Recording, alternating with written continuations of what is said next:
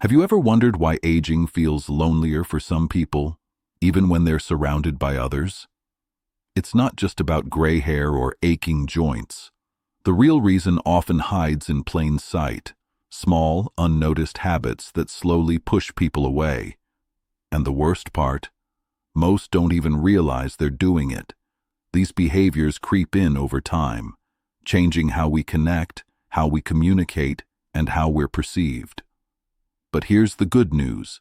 Once you spot them, you can change them. Because aging doesn't have to mean isolation.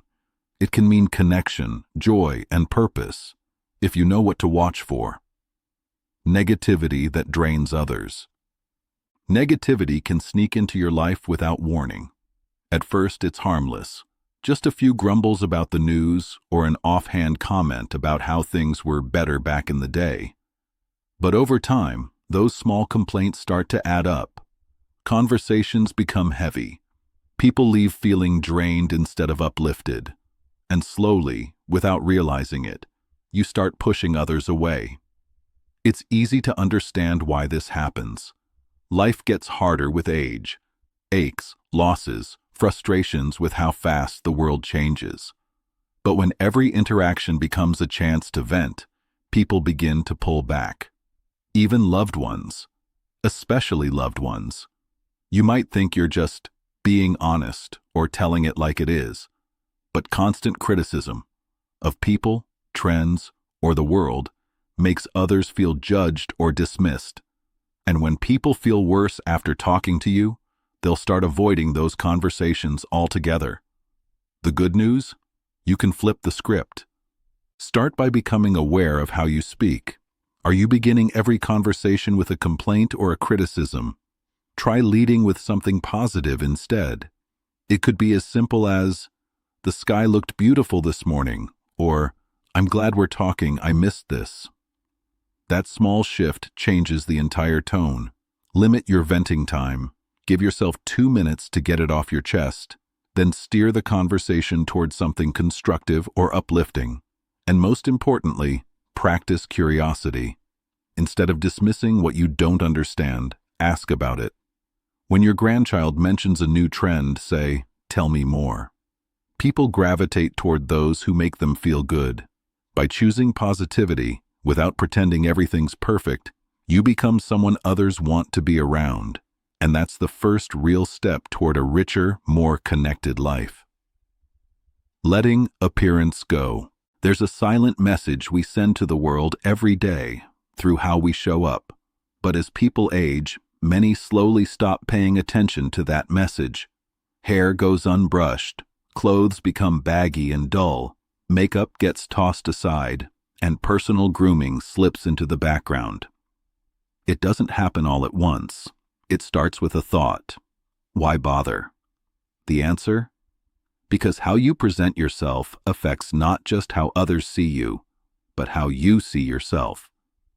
Julie, once known for her colorful outfits and perfectly styled hair, began letting things slide. She told herself comfort mattered more. No one was around to impress. But as her appearance faded, so did the energy in her daily life. Fewer smiles from strangers, less engagement from friends, and a quiet, creeping loss of confidence. Here's the truth. Dressing up isn't about vanity, it's about vitality. When you stop caring for yourself, it sends a signal, both outward and inward, that you've checked out. And people, even unconsciously, respond to that energy. But turning it around is easier than it seems. Start small. Pick one outfit that makes you feel good and wear it, even if you're just staying home. Put on a favorite accessory, a watch, earrings, or a bit of fragrance that sparks something inside you. Maintain basic grooming routines like brushing your hair, moisturizing, and trimming your nails. These aren't superficial acts. They're small declarations of self-worth. When Julie began showing up for herself again, something shifted. She felt more alive. People noticed. Compliments returned. Invitations followed. Not because she looked younger, but because she felt more connected to herself. Your appearance is a reflection of how much you still value your place in the world. And when you show up fully, the world shows up for you too. Stubbornness to change. Change is uncomfortable. It challenges what we know, how we live, and sometimes even who we think we are. But as the years pass, that discomfort can grow into full-blown resistance. And when that happens, stubbornness becomes more than just a personality quirk. It becomes a barrier to connection. Julie always prided herself on doing things the right way, her way. She cooked the same meals, watched the same shows, and stuck to her landline phone. So when her family shifted to texting and video calls, she brushed it off. "They can call me if it's important," she'd say, but the calls became less frequent. And slowly, without even realizing it, she was left out. The truth is, refusing to adapt, especially when it comes to technology or communication, sends a message. I'm not willing to meet you where you are, and over time, that builds distance. Not because people don't care, but because connection has moved, and you haven't. But change doesn't have to mean giving up who you are. It means being open to learning, to trying, to growing. And that openness is magnetic. Start with small shifts. Ask a family member to show you how to use a new app, or join a group trying something unfamiliar. Say, "I'll give it a shot," instead of, "That's not for me." It's not about becoming tech-savvy overnight. It's about showing you're still curious, still engaged, still present.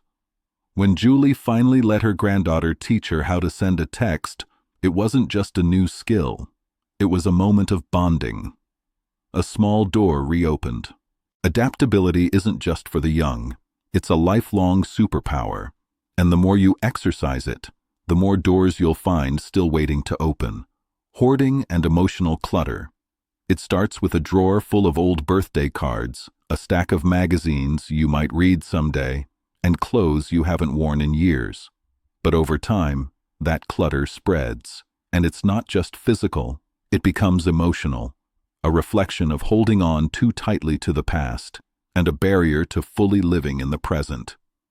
Julie's home was filled with memories, every shelf, every box, every closet packed with things she couldn't part with. It all has meaning, she'd say, but what she didn't see was how those possessions were crowding out her life. Friends stopped visiting. Rooms went unused, and her home began to feel more like a storage unit than a sanctuary. Clutter doesn't just overwhelm your space, it clouds your mind. It anchors you in what was instead of what is, and it silently sends the message that you're not moving forward. Breaking free doesn't mean throwing everything away. It means being intentional. Start with one small area, a drawer, a shelf, a single box. Ask yourself, do I use this? Does it bring me joy? Would someone else appreciate it more? Pass on meaningful items to family members who will cherish them. Donate things you no longer need. Reclaim your space, one decision at a time. Decluttering can also become a ritual of emotional release. Letting go of objects tied to old pain or regret can help free you from what's been weighing you down emotionally for years. When Julie finally began clearing out her home, she didn't just make space on her shelves, she made space in her life.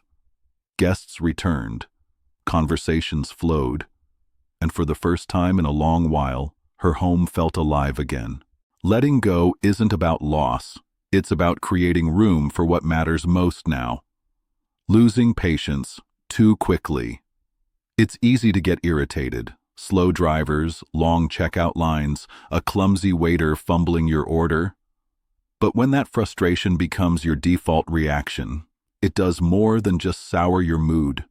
It quietly chips away at your relationships, your peace of mind, and even your health. Julie used to be calm and patient, but as she got older, small things started getting under her skin. One day at the grocery store, the young cashier was moving slowly, clearly nervous. Julie muttered, "Can't you go any faster?"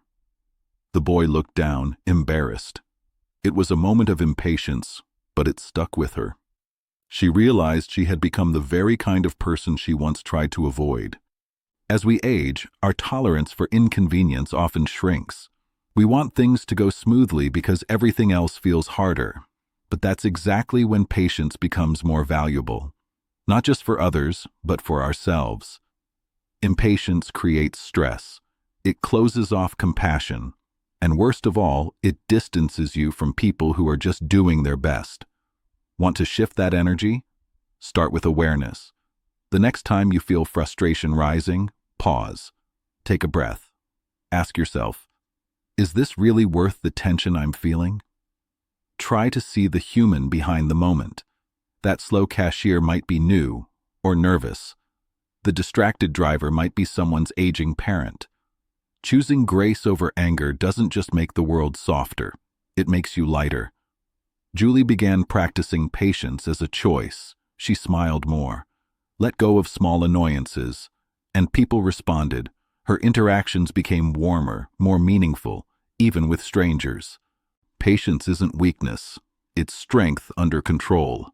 And when you master it, you bring calm to chaos, kindness to discomfort, and connection to moments that could have been lost to irritation.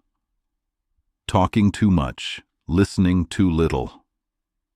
Everyone has stories to tell, memories, lessons, experiences worth sharing. But when talking turns into dominating the conversation, something subtle happens. People stop opening up. They start feeling unheard, unimportant, and eventually unseen. Julie never meant to make her daughter feel that way. But over time, their calls started feeling one-sided. Julie would jump from one story to another, offering advice before her daughter could finish a sentence. One day, her daughter gently said, "Mom, I love hearing from you, but sometimes I don't feel like I get to talk at all." It hit hard. Julie had no idea she'd been shutting someone out by trying so hard to connect. It's a habit many fall into, especially later in life. You want to share your wisdom, your warnings, your life experience. But when every conversation becomes about you, others begin to pull away.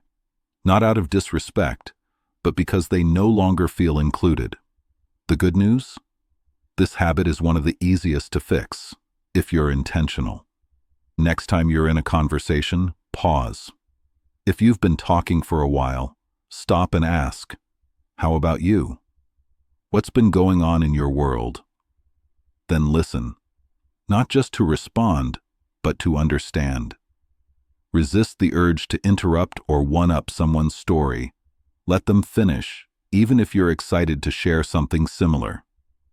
Use open-ended questions like, "What's something that made you smile this week?" Or, "What's been on your mind lately?" When Julie started doing this, something shifted. Her daughter opened up more. Their calls lasted longer, and the connection between them deepened in a way Julie hadn't felt in years. The most meaningful conversations aren't about how much you say. They're about how much you hear. Listening is love in action, and sometimes it's all someone really needs. Rejecting help, pushing people away. There's pride in being independent. After decades of raising families, managing households, and solving problems alone, many older adults wear self-reliance like a badge of honor. But when independence turns into refusing help, it can silently lead to something far more painful: isolation. Julie had always been the one others leaned on. So when a young man offered to help her carry groceries one afternoon, she smiled politely and said, "No, I've got it." But she didn't. Her back hurt, her arms trembled, and by the time she got inside, she felt exhausted and strangely empty. Later that night, it hit her. In trying to prove she was still capable, she had turned away someone who simply wanted to connect. Many people think accepting help makes them a burden, but the truth is, letting others help is a gift to both people. It creates moments of connection, warmth, and shared humanity. It says, "I trust you," and that trust builds stronger bonds. Think about it. If no one ever needed your help, Wouldn't you feel useless? When you allow someone to assist you, even with something small, you're giving them a chance to feel needed too. To shift this habit, start simple. When someone offers to help, practice saying, "Yes, that would be great. Thank you. If you need assistance, ask directly. Would you mind giving me a hand with this?" Isn't a sign of weakness. It's a bridge to togetherness. When Julie finally said yes to help, she saw something change. The young man smiled, the task became easier, and for a moment she didn't feel alone. Strength isn't about never needing anyone. It's about knowing when to reach out and realizing that sometimes accepting help is the strongest thing you can do. Being too frugal to enjoy life. Saving money is smart. Being cautious with spending, responsible. But when frugality turns into fear, when you say no to every opportunity for joy, it stops being about money and starts being about missed moments. Julie had always been careful with her finances. She clipped coupons, skipped vacations, and avoided buying anything that wasn't essential. Even though she had savings, she worried, what if I need it later? So when her best friend invited her on a weekend getaway, her instinct was to decline. Hotels, dinners out, gas, it all felt unnecessary. But deep down, she wondered, when was the last time I actually did something just for fun? Here's the harsh truth.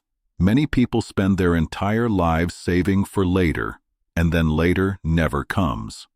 They skip adventures, celebrations, and little joys, only to look back and realize they never truly lived. Frugality should support your happiness, not suppress it. Want to find balance? Start by creating a joy fund, a small part of your savings set aside only for fun, memories, and experiences. Treat yourself to things that light you up. A concert, a hobby class, a new outfit, or yes, even a weekend away. Shift your mindset from, what if I run out, to what am I missing by never spending? Joy doesn't require luxury, it just requires intention. Julie eventually said yes to that trip. She laughed harder than she had in years, ate food that made her soul happy, and watched a sunset that reminded her life is meant to be felt, not just survived. You earned this stage of life. Don't spend it holding your breath. Breathe it in. Savor it. Spend a little, not just your money, but your time, your joy, your presence. That's the kind of wealth that truly matters. Talking down to the younger generation.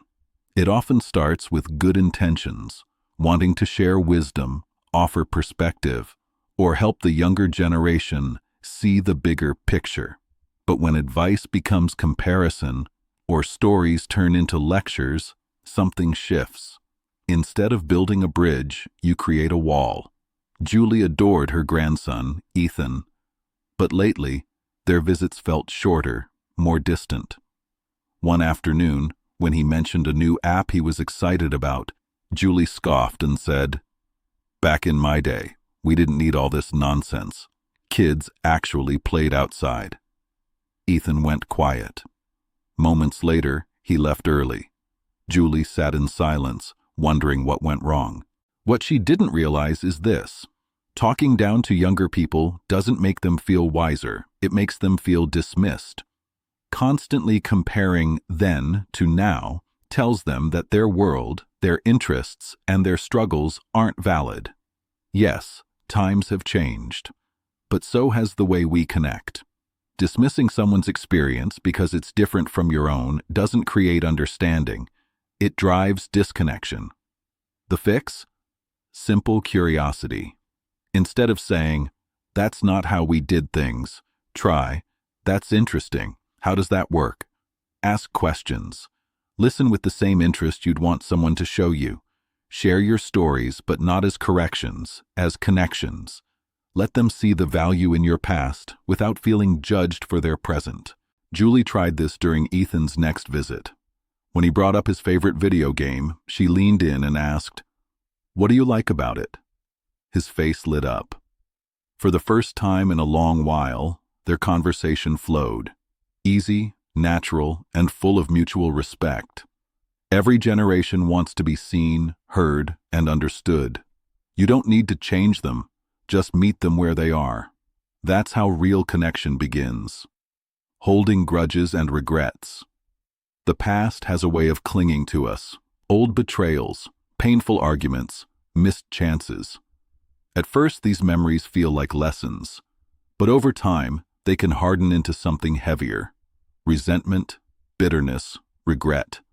And if you're not careful, that weight starts shaping how you live now. Julie knew the feeling all too well. She often found herself replaying old fights in her head. Words she wished she hadn't said, apologies she never received.